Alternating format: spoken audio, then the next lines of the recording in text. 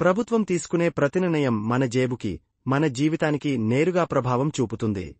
ఇక ఇప్పుడు కేంద్ర ప్రభుత్వం తీసుకున్న జీఎస్టీ తగ్గింపు నిర్ణయం కూడా అలాంటి ఒక అడుగే. మిత్రులారా, మనమెప్పుడైనా షాపింగ్ చేసినప్పుడు అక్కడ వాళ్లు ఇచ్చే బిల్లులో జీఎస్టీ అనే పదం చూసే ఉంటారు. అది గుడ్స్ అండ్ సర్వీసెస్ ట్యాక్స్, అంటే వస్తువులు సేవలపై ప్రభుత్వం వేసే ఒక పన్ను.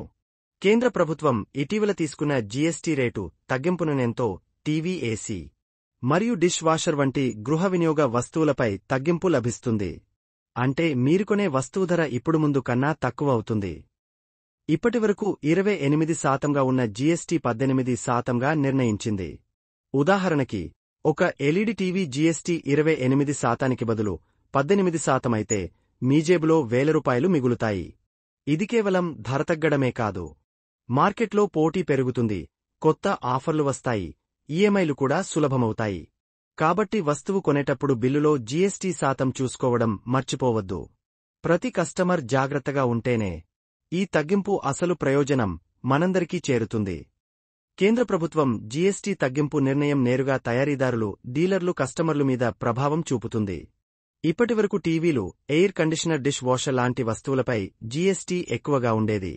అయితే కేంద్ర ఆర్థిక సంస్థ జీఎస్టీ తగ్గించాలనే నిర్ణయంతో ఇకపై మీరు ఈ వస్తువులు కొనుగోలు చేసినప్పుడు మీ బిల్లులో జీఎస్టీ తక్కువగా చేరుతుంది.